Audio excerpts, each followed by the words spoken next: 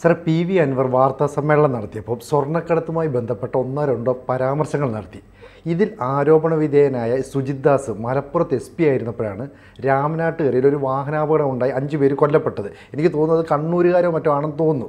ഇതിന് ഈ രാഷ്ട്രീയവുമായി എന്തെങ്കിലും ബന്ധമുണ്ടോ? കണ്ണൂർ രാഷ്ട്രീയത്തിൽ ഇതിൻ്റെ എന്തെങ്കിലും ഒരു പ്രതിഫലനം ഉണ്ടാകുമോ? അതായത് ഈ കഴിഞ്ഞ ദിവസം നമ്മൾ PV അൻവർ അതിൻ്റെ പത്രസമ്മേളനത്തിൽ ഈ സ്വർണ്ണ കള്ളക്കടത്ത് അത് പൊട്ടിക്കുന്നത് അത് സംബന്ധിച്ച് അത് അൻവർ ഉന്നയിച്ചെടുത്താണ് അൻവറിൻ്റെ രാഷ്ട്രീയം കിടക്കുന്നത്. അല്ലാതെ ഇത് സാധാരണ CPM രാഷ്ട്രീയമൊന്നും അല്ല. ഇതൊരു കള്ളക്കടത്ത് രാഷ്ട്രീയം ആണ് നമ്മൾ പറഞ്ഞിരുന്നു. അത് നമ്മളൊരു പ്രത്യേകതരം രാഷ്ട്രീയം CPM-ആയിട്ട് ബന്ധപ്പെട്ട് കാണുന്നൊരു സംഗതിയാണിത്. തൊഴിലാളി വർഗ രാഷ്ട്രീയമൊന്നുമല്ല ഇത്, കള്ളക്കടത്ത് രാഷ്ട്രീയം. അതിൻ്റെ ഭാഗമായിട്ട് പാർട്ടിയും കൂടിയൊക്കെ ചേർന്ന് നടന്നിട്ടുള്ള ഒരു സ്വർണ്ണക്കള്ളക്കടത്ത് കുടിപ്പക രാഷ്ട്രീയം എല്ലാം കൂടി ചേർന്നാണ് ഈ രാമനാട്ടുകര സംഭവം. ഈ സുജിത് ദാസിൻ്റെ പേര് അൻവർ പറഞ്ഞ ആ കേസ്. അപ്പോൾ ഈ രാമനാട്ടുകര സംഭവം എന്താണെന്ന് വെച്ചാൽ നമുക്ക് സംഭവം പറഞ്ഞിട്ട് രാഷ്ട്രീയം പറയാം. രാമനാട്ടുകരയിൽ ഈ സത്യത്തിൽ ഈ കോഴിക്കോട് മാത്രമാണ് സ്വർണം പിടിക്കാനൊക്കെ ആയിട്ട് പോലീസ് ഇറങ്ങി നടക്കുന്നത്. നമ്മുടെ നമ്മൾ ഈ രാജ്യാന്തര തലത്തിൽ തന്നെ പോലീസൊന്നും ഇതിൻ്റെ അകത്തൊന്നും ചെയ്യാനില്ല. കാരണം എന്താണെന്ന് വെച്ചാൽ അത് കസ്റ്റംസാണ് ചെയ്യേണ്ടത്. കസ്റ്റംസിൻ്റെ അധികാര കാര്യങ്ങളിലുള്ളതാണ് പല സംഭവം. കാരണം കസ്റ്റംസിന് സീക്രട്ട് ഫണ്ടൊക്കെ ഉണ്ട് കൈകാര്യം ചെയ്യാൻ. പോലീസിലിപ്പോൾ പോലീസ് ഈ സുജിത് ദാസ് ഒക്കെ ചെയ്തിരുന്ന പരിപാടി എന്താണെന്ന് വെച്ച് കഴിഞ്ഞാൽ മുമ്പ് കസ്റ്റംസിലായതുകൊണ്ട് അതാണ് അൻവറിൻ്റെ ആരോപണം. സുജിത് ദാസ് ഇപ്പോൾ പത്തനംതിട്ട SP സ്ഥാനത്ത് നിന്ന് ഹെഡ്ക്വാർട്ടേഴ്സിലേക്ക് മാറ്റിയ ആള്.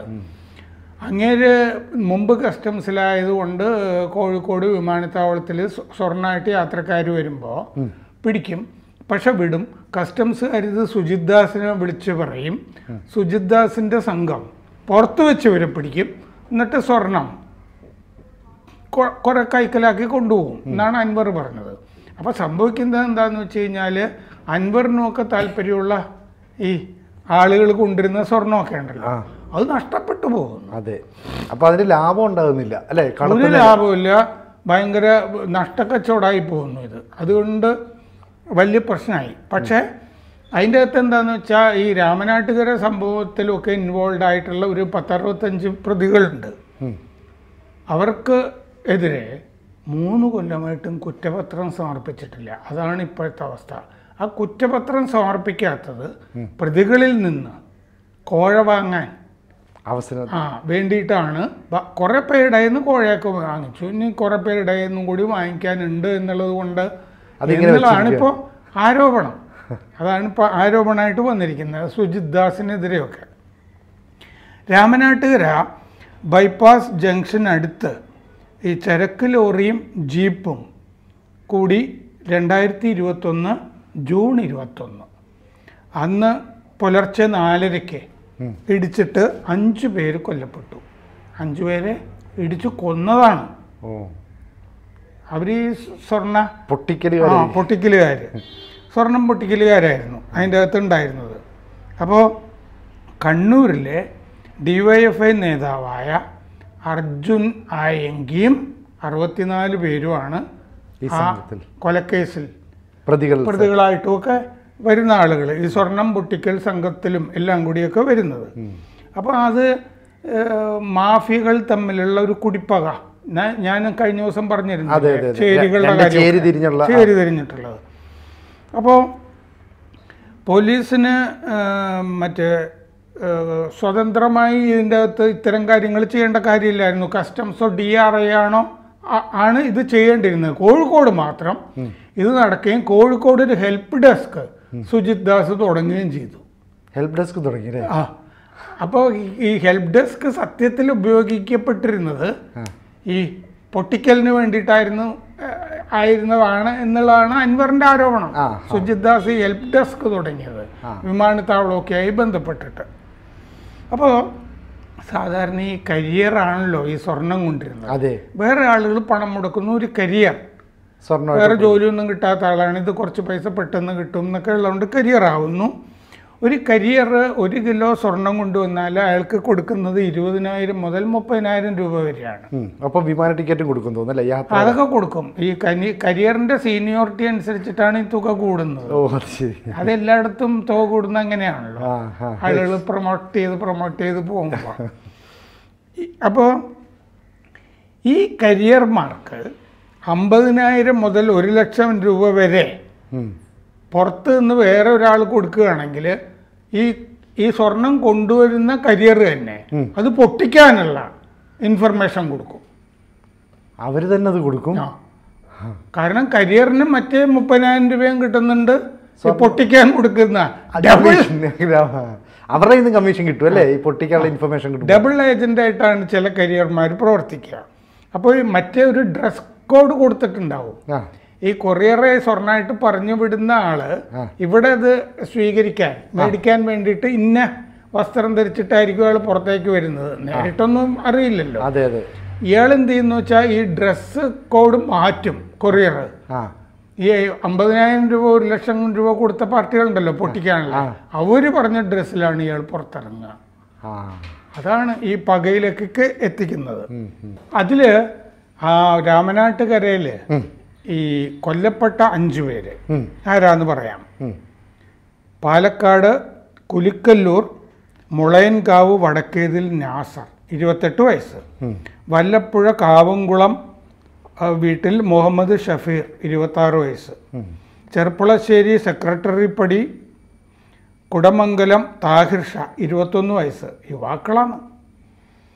എഴുവന്തല പുത്തൻ പീഡിയക്കൽ ഹുസൈനാർ 27 വയസ്സ്.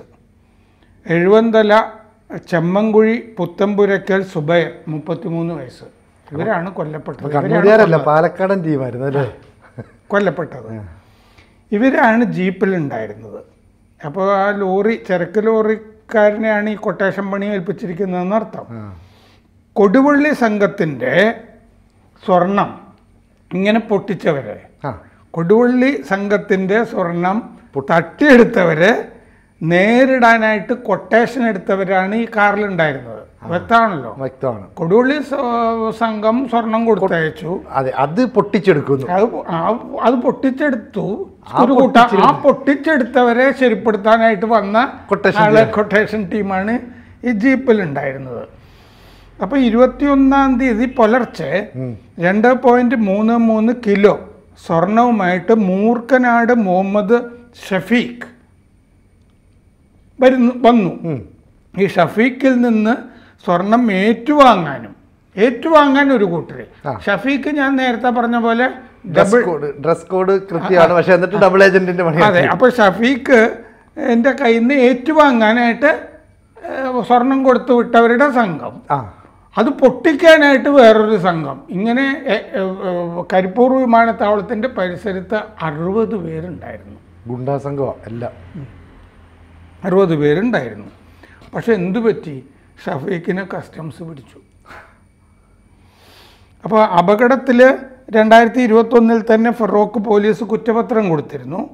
ഡ്രൈവർ ഉൾപ്പെടെയുള്ള ആളുകൾ മരിച്ചത് കൊണ്ട് വിചാരണയുടെ കാര്യമില്ലല്ലോ. ജീപ്പിലുണ്ടായിരുന്നവരെല്ലാം മരിച്ചുപോയി. അപ്പോൾ വിചാരണ ഇല്ലാതെ കേസ് റെഫർ ചെയ്ത് കളിയാണ് ഉണ്ടായത്. അപ്പോൾ കവർച്ച ആസൂത്രണം, ഈ സ്വർണ്ണക്കടത്ത്,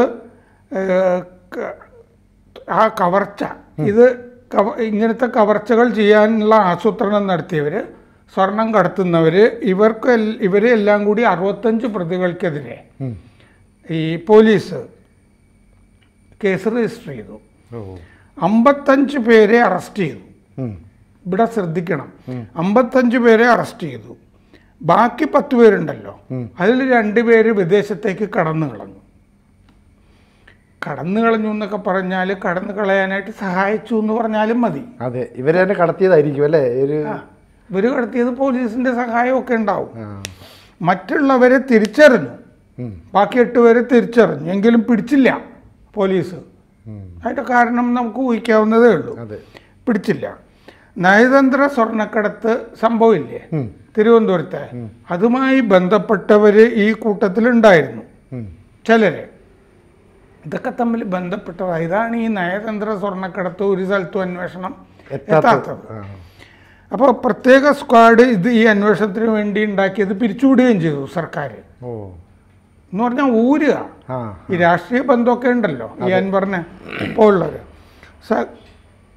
അപ്പോൾ സകലരും ഇപ്പോൾ ജാമ്യത്തിലാണ് ഇതുമായി ബന്ധപ്പെട്ടവർ. ഈ ആയങ്കി അടക്കം 26 പ്രതികളുടെ ആദ്യത്തെ പട്ടിക ഉണ്ടാക്കിയിരുന്നു.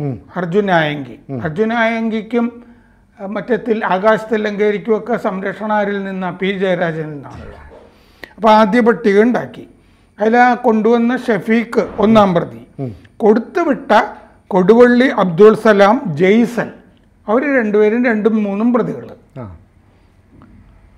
ആ കൊടുത്തുവിട്ട 2 പേരുണ്ടല്ലോ സ്വർണം, അബ്ദുൾ സലാം, ജെയ്സല്, അവർ 2 പേരും പിടിച്ചില്ല. തട്ടിക്കൊണ്ടുപോകാനാണ് ആയങ്കി ശ്രമിച്ചത്. CPM കണ്ണൂർ സംരക്ഷണമൊക്കെയുള്ള ആള്. ഈ TP ചന്ദ്രശേഖരൻ വധക്കേസ് പ്രതി മുഹമ്മദ് ഷാഫി, ഷുഹൈബ് കേസ് പ്രതി, ഷുഹൈബ് വധക്കേസ് പ്രതി ആകാശ് തില്ലങ്കേരി, ഇവർ 2 പേരെയും ഒഴിവാക്കുകയും ചെയ്തു. അപ്പോൾ അത് രാഷ്ട്രീയം ആ ഭാഗത്ത് കറക്റ്റായിട്ട് വന്നു. അതെ, ഇതിൻ്റെ അകത്ത് മറ്റേ ചേരികളും കറക്റ്റായിട്ട് വന്നു.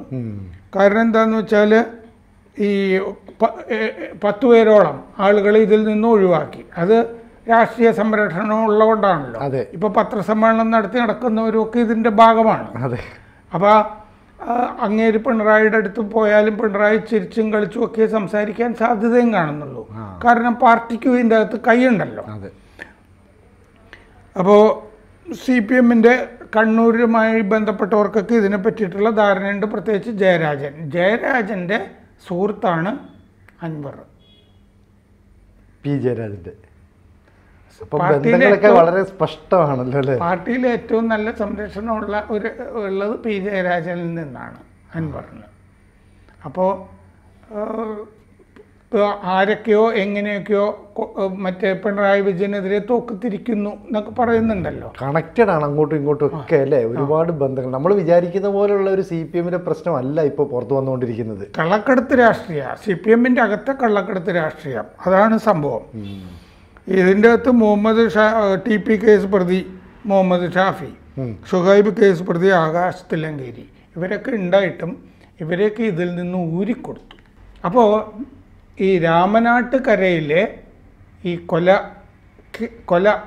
കേസുണ്ടല്ലോ, 5 പേരെ ഇല്ലായ്മ ചെയ്ത്, ഡ്രൈവർ ഉൾപ്പെടെ, അത് എന്ത് രാഷ്ട്രീയമാണോ ആ രാഷ്ട്രീയമൊക്കെയാണ് ഈ PV അൻവർ പൊതിഞ്ഞ് കഴിഞ്ഞ ദിവസങ്ങളിൽ വിളമ്പിയത്.